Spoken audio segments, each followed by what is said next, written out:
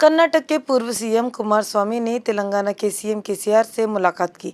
दोनों नेताओं ने एक साथ लंच किया। बाद में यह बताया गया कि केसीआर और कुमारस्वामी देश में नवीनतम राजनीतिक स्थिति और विकास पर चर्चा की।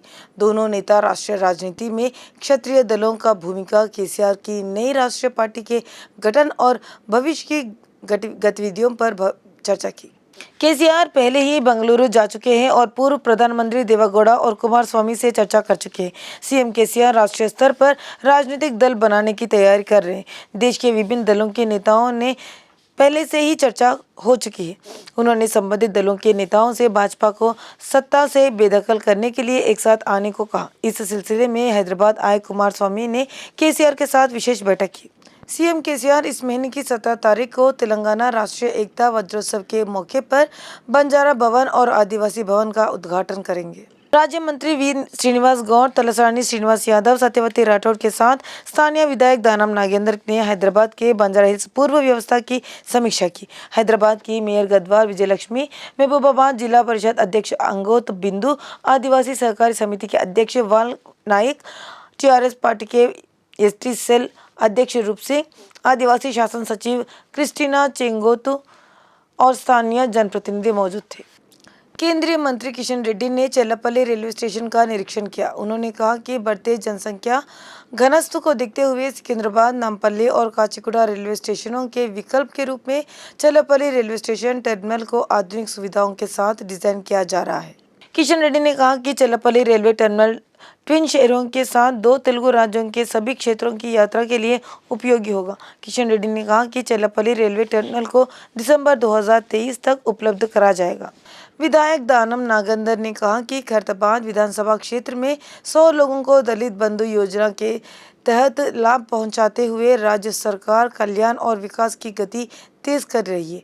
उन्होंने कहा कि आने वाले दिनों में खैरताबाद विधानसभा क्षेत्र के अन्य 3000 हुजूर लोगों को दलित बंधु योजना का लाभ पहुंचाने जा रहा है। उसके बाद उन्होंने कठोर टिप्पणी करते हुए कहा कि सांप्रदायिक हिंसा को बढ़ावा देने की दिशा में बीजेपी कार्य कर रही है, लोगों को जाति के नाम पर गुमराह करने का प्रयास कर रही है। उन्होंने आरोप लगाया कि असम के मुख्यमंत्री ने हैदराबाद में आकर श्री गणेश विसर्जन के बारे में कहने की बजाय मंच पर राजनीति की बातें कर रहे थे। वह तेलंगाना की संस्कृति और परंपरा का मजाक उड़ाने का प्रयास कर रहे थे। वह इसी उद्देश्य से हैदराबाद आए थे। विधायक काले यादव ने चेवेला निर्वाचन क्षेत्र के लाभार्थियों को आसरा पेंशन कार्ड दिए। गोलपल्ली, एसकेपल्ली, येलपल्ली और कमेटा गांवों के लाभार्थियों को पेंशन कार्ड देने के बाद उन्होंने कहा कि उन्हें भविष्य में और अच्छे परिणाम देखने को मिलेंगे। शादनगर स्थित शासकीय आदिवासी महिला कॉलेज में आयोजित स्वच्छ गुरुकुल के समापन समारोह के दौरान विधायक अंजया यादव ने भाग लिया। सभी विद्यार्थियों को बचपन से ही आदर्श जीवन शैली अपनानी चाहिए। छात्र को कड़ी मेहनत से अध्ययन करने और ऊंची चोटियों पर पहुंचने की सलाह दी गई। उन्होंने कहा कि स्टाफ इस बात का ध्यान रखे कि गुरुकुल में छात्रों को कोई परेशानी ना हो। इसके बाद विद्यार्थियों को पुरस्कार दिया जाएगा। तारनाका मानिकेश्वरी नगर में इंदिरा नगर कॉलोनी के निवासियों ने ग्रेटर हैदराबाद की डिप्टी मेयर मोते श्रीलता शोभन रेड्डी से मुलाकात की। रोड वाइडनिंग के मुद्दे को लेकर आरयूबी को याचिका सौंपी। नगर विभाग मंत्री केटीआर और स्थानीय विधायक एवं विधानसभा उपाध्यक्ष पद्माराव गौड़ ने कहा कि वह आपकी समस्या की जानकारी लेते हुए समाधान करेंगे। उन्होंने वादा किया कि आरयूबी परियोजना में जिन लोगों के घर क्षतिग्रस्त हो रहे हैं उन्हें उचित मुआवजा को लेकर वह अधिकारियों से बात करेंगे और न्याय करेंगे। इस अवसर पर कॉलोनी निवासी नरसिम्हा राव, संजीव राव, शिव कुमार, रामदासु और वेंकट राव ने उपस्थित थे। गच्चीबौली स्थित एआईजी अस्पताल के सूत्रों ने लोकप्रिय अभिनेता कृष्णराजू की मृत्यु का कारण बताया। उनका आज तड़के बीमारी के कारण निधन हो गया। ऐसा कहा जाता है कि उसका निधन मधुमेह, पोस्ट कोविड और तीव्र हृदय गति रुकने के कारण हुआ। सूत्रों ने कहा कि वह लंबे समय से अपने दिल की धड़कन की गति को लेकर समस्या का सामना कर रहे थे। पिछले साल खराब ब्लड सर्कुलेशन के कारण उनके पैर की सर्जरी भी हुई थी। वह लंबे समय से किडनी और फेफड़ों की समस्या से जूझ रहे थे और उन्हें पिछले महीने की 5 तारीख को पोस्ट कोविड समस्याओं के साथ अस्पताल में भर्ती कराया गया। कहा गया है कि किडनी पूरी तरह से फेल होने के कारण अस्पताल में भर्ती होने के बाद उन्हें वेंटिलेटर पर थे। अस्पताल ने सूचना दी कि बताया आज सुबह 3:16 पर दिल का दौरा पड़ने से उनका निधन हो गया। सीनियर एक्टर सुपरस्टार कृष्णा ने दिग्गज अभिनेता कृष्णराजू के निधन पर शोक व्यक्त किया। उन्होंने अपने साथ जुड़ाव को याद किया और खेद व्यक्त किया।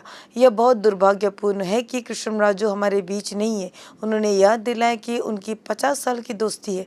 कृष्णराजू भी फिल्म तेने मनसुलु के ऑडिशन के लिए एक ही सेट पर आए थे, लेकिन फिल्म तेने मनसुलु के माध्यम से उन्हें सिल्वर स्क्रीन पर पेश किया गया और उन्हें फिल्म उद्योग में फिल्म चिलाका गोरिंकल के साथ पेश किया गया था। छावनी विधायक सायन्ना ने कहा कि तेलंगाना सरकार योग्य बुजुर्गों और विकलांगों को वित्तीय सहायता प्रदान कर रही है। उन्होंने छावनी बोर्ड के सदस्यों के साथ सिकंदराबाद छावनी में नई स्वीकृत पेंशनरों को पहचान पत्र सौंपे। उन्होंने कहा कि आज छावनी निर्वाचन क्षेत्र के लाभार्थियों को नई पेंशन वितरित की गई है। सीपीआई राष्ट्रीय कार्यकारिणी समिति के सदस्य चाड़ा वेंकट रेड्डी ने कहा कि विधानसभा की घोषणा के 2 साल बीत चुके हैं। कहा गया था कि वे वेतनमान, पदोन्नति, अनुकंपा की नौकरियों और वीआरआई के अन्य मुद्दों को हल करेंगे। उन्होंने याद दिलाया कि उनकी समस्याओं का समाधान नहीं होने के कारण वीआरआई आंदोलन कर रहे हैं। वे न केवल राजस्व विभाग में बल्कि ग्रामीण क्षेत्र से सरकार द्वारा शुरू की गई सभी योजनाओं में भी कर्तव्यों को पालन कर रहे थे। उन्होंने कहा कि राज्य भर में करीब 23,000 कर्मचारी राजस्व विभाग में बेहद कम वेतन पर वीआरआई के तौर पर काम कर रहे हैं। उन्होंने सीएम कार्यालय को पत्र लिखकर कहा है कि वे मानवीय दृष्टिकोण से वीआरआई की समस्याओं का तत्काल समाधान करेंगे। नवनिर्वाचित हैदराबाद कार्डिनल पुला एंटनी ने सिकंदराबाद के सेंट मैरी चर्च में शपथ ली। चर्च में विशेष प्रार्थना करने के बाद उन्होंने कार्डिनल के रूप में कार्यभार संभाला। इस अवसर पर चर्चा परिसर में छात्रों और बच्चों द्वारा प्रस्तुत भरतनाट्यम और स्वागत नृत्य ने सभी का समा बांधा रखा। कहा जाता है कि उन्होंने 23 अगस्त को पोप फ्रांसिस से मुलाकात की। Yeah, friends, we had today felicitation and congratulations to our new cardinal, His Eminence Anthony Pula. First time our Telugu states received this beautiful gift from His Holiness Pope Francis, that he was elevated on the 27th of August to be the cardinal. Among the 262 cardinals all over the world, 131 cardinals are allowed to elect the Pope. So that is a primary duty when the vacancy arises, the papacy. The second role that they play, that they are the first counselors to Pope from different parts of the world. And third thing, we have in India 4 active cardinals. न्यायमूर्ति सुदर्शन रेड्डी ने हैदराबाद के रवि नारायण रेड्डी सभागृह में वीर तेलंगाना सशस्त्र संघर्ष की 74वीं वर्षगांठ का उद्घाटन किया। सीपीआई के पूर्व राष्ट्रीय महासचिव सुरवरम सुधाकर रेड्डी, राष्ट्रीय सचिव डॉक्टर के नारायण, राष्ट्रीय कार्य समिति सदस्य सैयद अजीज पाशा, चाड़ा वेंकट रेड्डी, पार्टी तेलंगाना राज्य सचिव कूनमनेनी सांबशिवराव, तेलंगाना शहीद स्मारक ट्रस्ट सचिव कंदिमल्ला प्रताप रेड्डी, राष्ट्रीय समिति के सदस्य पल्ला वेंकट रेड्डी, राज्य सचिवालय सदस्य पश्यप पद्मा, एन बाला मल्लेश और कई अन्य ने भाग लिया। तेलंगाना में पिछले 24 घंटों में 9,662 सैंपल की जांच हो चुकी है और 100 कोरोना पॉजिटिव मामले सामने आए। हैदराबाद में सबसे ज़्यादा 55 नए मामले सामने आए। 363 लोग के परिमाण अभी घोषित करना बाकी है। 191 लोग कोरोना से ठीक हो चुके हैं और कोई नई मौत नहीं हो चुकी है। तेलंगाना में अब तक 8,35,853 कोरोना पॉजिटिव मामले दर्ज किए गए। 8,30,854 लोग ठीक हो चुके हैं। अन्य 888 लोगों का इलाज चल रहा है।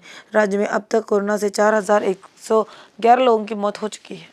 मौसम विभाग ने ऐलान किया है कि राज्य में कई जगहों पर हल्के से मध्यम बारिश की संभावना है। शहर में बारिश पहले से ही हो रही है और लोगों को इसका खामियाजा भुगतना पड़ रहा है। कल उत्तरी आंध्र प्रदेश और दक्षिण ओडिशा के पश्चिम मध्य तट के पास बंगाल की उत्तर पश्चिमी खाड़ी में अत्यधिक कम दबाव पश्चिमी उत्तर पश्चिमी की ओर चला गया और आज सुबह 5:30 बजे चक्रवात में बदल गया। फिलहाल यह चक्रवात दक्षिणी उड़ीसा के आसपास के इलाकों में केंद्रित है। मौसम विभाग के अनुसार यह वायु समूह अगले 24 घंटों में पश्चिम उत्तर पश्चिम की ओर बढ़ने और दक्षिण छत्तीसगढ़ के ऊपर दक्षिण ओडिशा की ओर धीरे धीरे कमजोर होने की संभावना है।